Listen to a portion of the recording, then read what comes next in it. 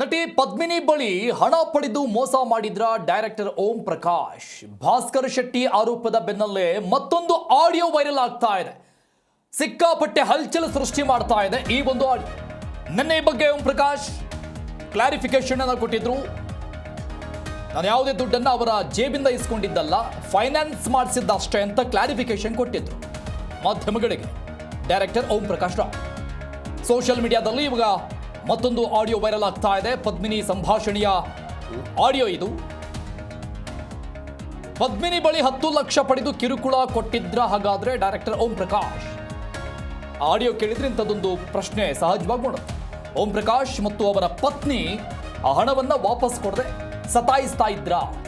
ಭಾಸ್ಕರ್ ಶೆಟ್ಟಿ ಜೊತೆಗೆ ನಟಿ ಪದ್ಮಿನಿ ಮಾತನಾಡಿದ್ದಾರೆ ಎನ್ನಲಾಗಿರುವಂತಹ ಆ ಆಡಿಯೋ ಸೋಷಿಯಲ್ ಮೀಡಿಯಾಗಳಲ್ಲಿ ಸಿಕ್ಕಾಪಟ್ಟೆ ವೈರಲ್ ಆಗ್ತಾ ಇದೆ. ಹಲವು ಪ್ರಶ್ನೆಗಳನ್ನು ಹುಟ್ಟು ಹಾಕ್ತಾ ಇದೆ.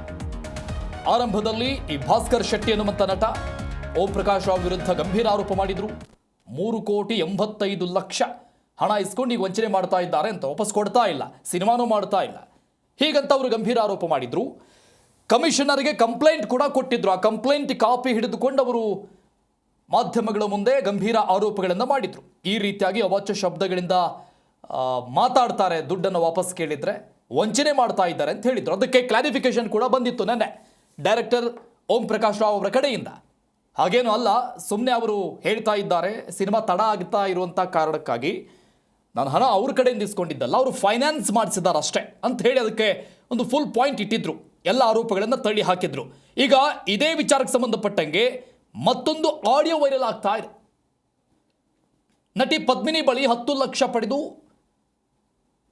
ಓಂ ಪ್ರಕಾಶ್ ಮತ್ತೊಬ್ಬರ ಪತ್ನಿ ಕಿರುಕುಳವನ್ನ ಕೊಟ್ರ ಹಾಗಾದ್ರೆ ಅನ್ನುವಂಥ ಪ್ರಶ್ನೆ.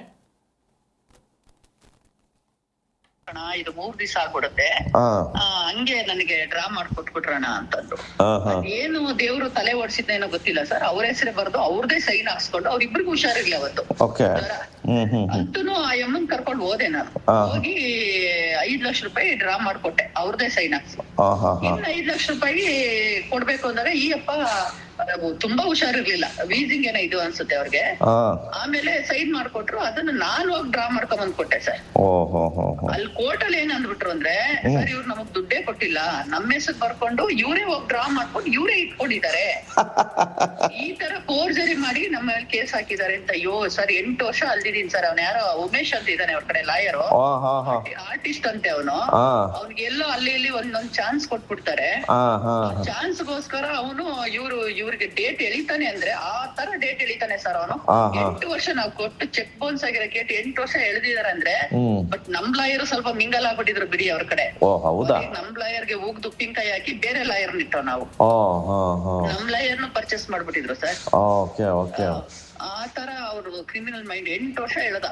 ಕೊನೆಗೆ ನನ್ನ ಏನ್ ಕೇಳ್ತಾನೆ ಗೊತ್ತಾ ಸರ್ ಕೋರ್ಟ್ ಅಲ್ಲಿ, ದಿನೇಶ್ ಪ್ರಕಾಶ್ ಅನ್ನೋರು ಹೆಣ್ಣ ಗಂಡ ಅಂತ. ಅದಕ್ಕೆ ನಾನ್ ಹೇಳ್ದೆ ಓಂ ಪ್ರಕಾಶ್ ನೋಡ್ ಕೇಳಿ ಸರ್, ನನ್ನೇನ್ ಕೇಳ್ತೀರಾ? ಹಂಗಂದ್ರೆ ದಿನೇಶ್ ಅಂದ್ರೆ ಹೆಣ್ಣ ಗಂಡ ಅಂದ್ರೆ ಏನರ್ಥ? ಅದೇನೋ ಗೊತ್ತಿಲ್ಲ ಸರ್, ಆತರ ಕೇಳ್ತಾನೆ ನನ್ನ ಕೋರ್ಟ್ ಅಲ್ಲ. ನಂಗೆ ಒಂದೇ ಮಾತು ಹೇಳ್ಬೇಕಲ್ಲ ಸರ್, ಎಸ್ ಆರ್ ನೋ ಹೇಳ್ಬೇಕು. ನಾನು ಕೇರೇ ಮಾಡ್ಲಿಲ್ಲ ಸರ್.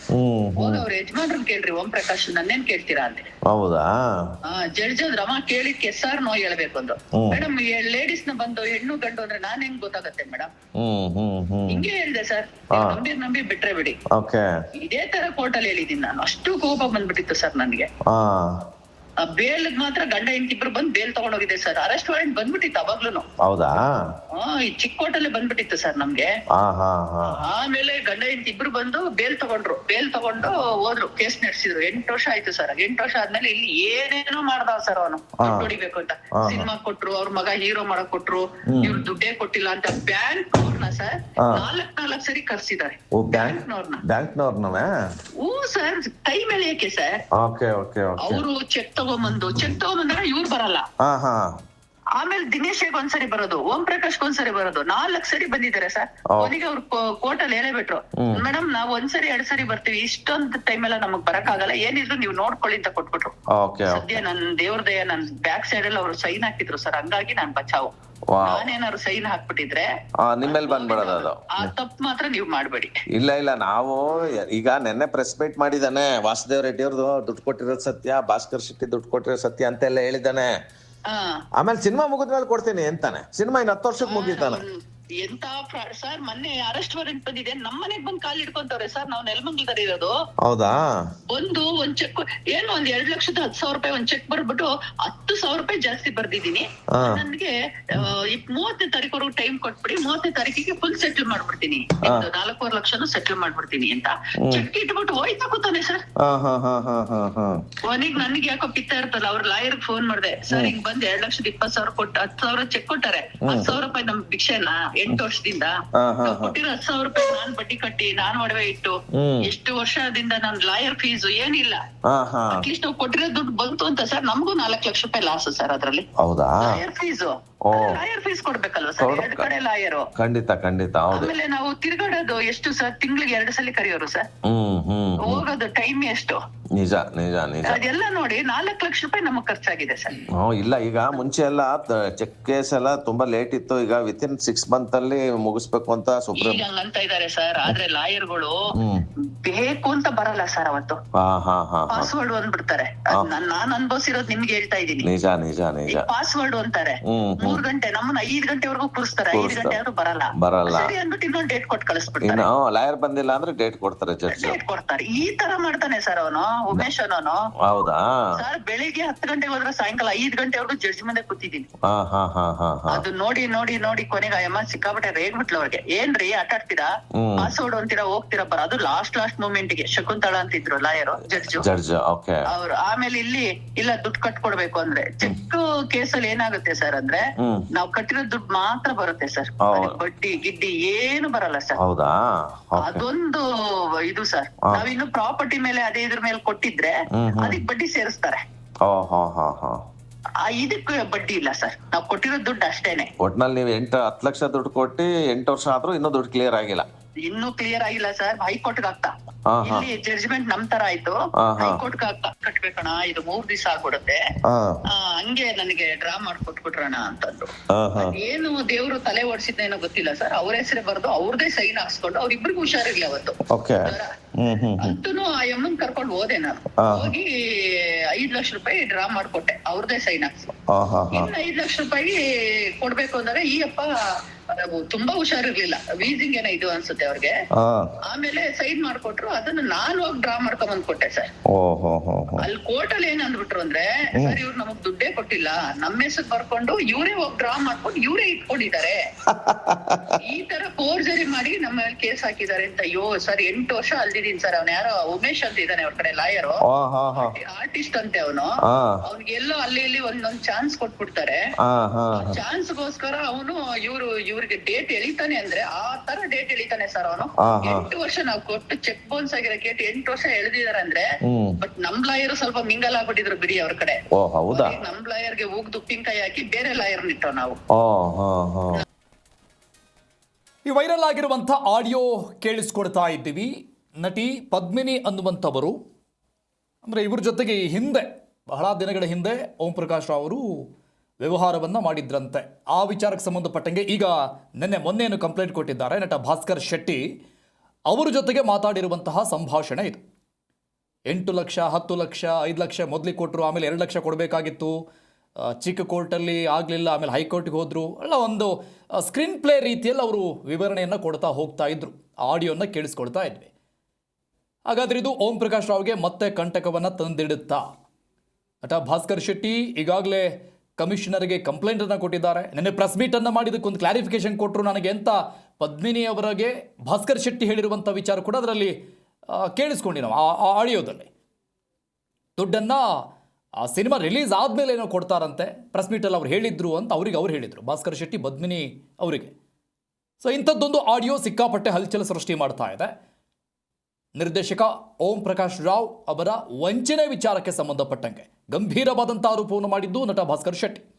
2 ದಿನಗಳಿಂದ ಆಗ್ತಾ ಇರುವಂತಹ ನಾನಾ ಬೆಳವಣಿಗೆಗಳನ್ನು ಗಮನಿಸ್ತಾ ಇದ್ದೀವಿ ನಾವು.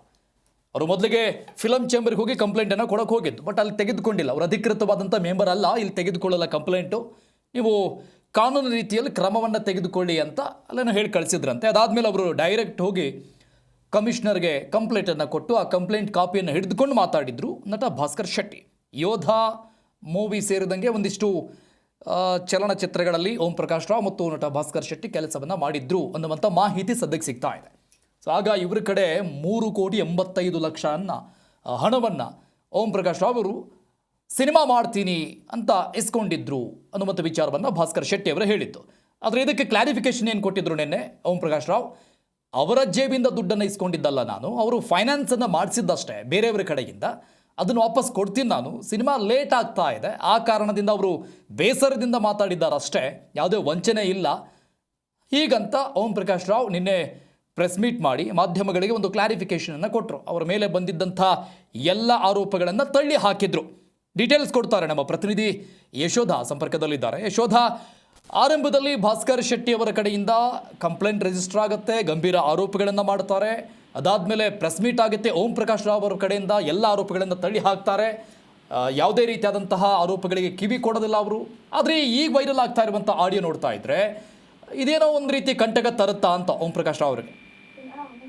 ಎಸ್ ಅರುಣ್, ಗಮನಿಸಬಹುದು ಓಂ ಪ್ರಕಾಶ್ ಅವರು ಫಿನಿಕ್ಸ್ ಅನ್ನೋ ಒಂದು ಸಿನಿಮಾವನ್ನ ಮಾಡ್ತಾ ಇದ್ದಾರೆ.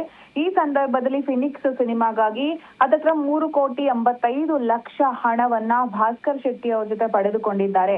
ಭಾಸ್ಕರ್ ಶೆಟ್ಟಿ ಅವರ ಆಪ್ತರು ಇವರ ಸಿನಿಮಾಗೋಸ್ಕರ ಸಿನಿಮಾವನ್ನ ಫೈನಾನ್ಸ್ ಮಾಡಿದ್ದಾರೆ ಅನ್ನೋದಕ್ಕೆ ಸಂಬಂಧಪಟ್ಟಂತ ಮಾಹಿತಿ ಹೊರ ಬೀಳುತ್ತೆ. ಅವ್ರು ಫಿಲಂ ಚೇಂಬರ್ಗೆ ಹೋಗ್ತಾರೆ, ಫಿಲಂ ಚೇಂಬರ್ ನಲ್ಲಿ ದೂರು ದಾಖಲು ಮಾಡೋದಕ್ಕೆ ಆಗೋದಿಲ್ಲ ಅಂತ ಹೇಳಿ ನಂತರದಲ್ಲಿ ಕಮಿಷನರ್ ಕಚೇರಿಗೆ ಹೋಗಿ ಭಾಸ್ಕರ್ ಶೆಟ್ಟಿ ಅಂಡ್ ಟೀಮ್ ಓಂ ಪ್ರಕಾಶ್ ಅವರ ವಿರುದ್ಧ ಒಂದು ಕಂಪ್ಲೇಂಟ್ ಅನ್ನ ದಾಖಲು ಮಾಡ್ತಾರೆ. ಅದಾದ ಬಳಿಕ ನಿನ್ನೆಯಷ್ಟೇ ಓಂ ಪ್ರಕಾಶ್ ಅವರು ಒಂದು ಸುದ್ದಿಗೋಷ್ಠಿಯನ್ನ ಕರೆದು, ಇಲ್ಲ ನಾನು ಮೋಸ ಮಾಡಿಲ್ಲ, ನಾನು ಸಿನಿಮಾ ಮಾಡೋದು ತಡವಾಗಿದೆ ಅಷ್ಟೇ, ಸಿನಿಮಾ ತಡವಾಗಿದೆ ಅನ್ನೋ ಕಾರಣಕ್ಕೋಸ್ಕರ ಭಾಸ್ಕರ್ ಶೆಟ್ಟಿ ಅವರು ಈ ಎಲ್ಲಾ ರೀತಿಯ ಆರೋಪವನ್ನ ಮಾಡ್ತಾ ಇದ್ದಾರೆ.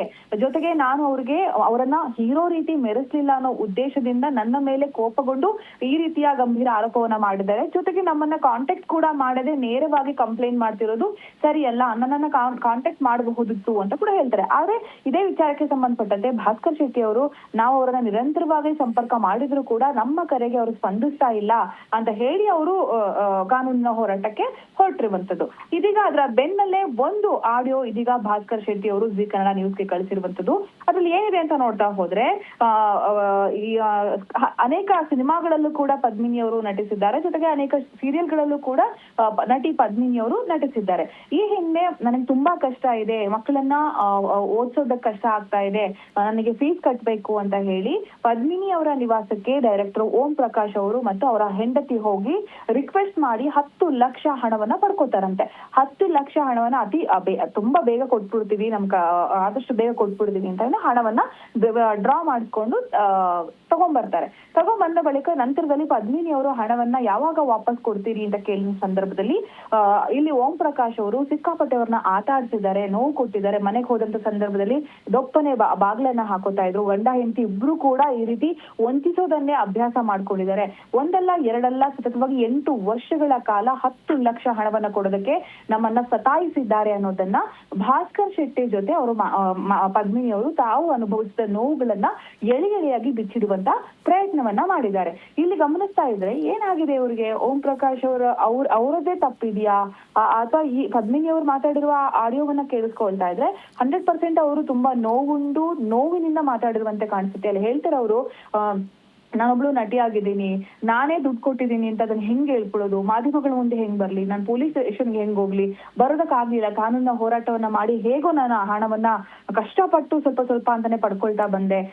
ಈ ರೀತಿ ಯಾರಿಗೂ ಆಗಬಾರ್ದು, ನನ್ನ ಪತಿ ಆತನಿಗೆ ಒಡೆಯೋದಕ್ಕೂ ಕೂಡ ಹೋಗಿದ್ರು, ನಾವು ಹಣವನ್ನ ಕೇಳೋಕೆ ಹೋದಂತ ಸಂದರ್ಭದಲ್ಲಿ ಅಥವಾ ಅವ್ರಿಗೆ ಕರೆ ಮಾಡಿದ ಸಂದರ್ಭದಲ್ಲಿ ಅವರು ಹೇಳಿದಂತ ಮಾತುಗಳಾಗಿರ್ಬೋದು, ಅವರ ರಿಯಾಕ್ಷನ್ಗಳು ಹೇಗ್ ನಮ್ಗೆ ನೋವಾಯ್ತು ಅನ್ನೋದನ್ನ ತುಂಬಾ ಸಂಪೂರ್ಣವಾಗಿ ವಿವರಿಸುವಂತಹ ಪ್ರಯತ್ನವನ್ನ ಇಲ್ಲಿ ಪದ್ಮಿನಿ ಅವರು ಭಾಸ್ಕರ್ ಶೆಟ್ಟಿ ಅವರ ಜೊತೆ ಮಾತಾಡುವಂತ ಸಂದರ್ಭದಲ್ಲಿ ಹೇಳ್ಕೊಂಡಿದ್ದಾರೆ.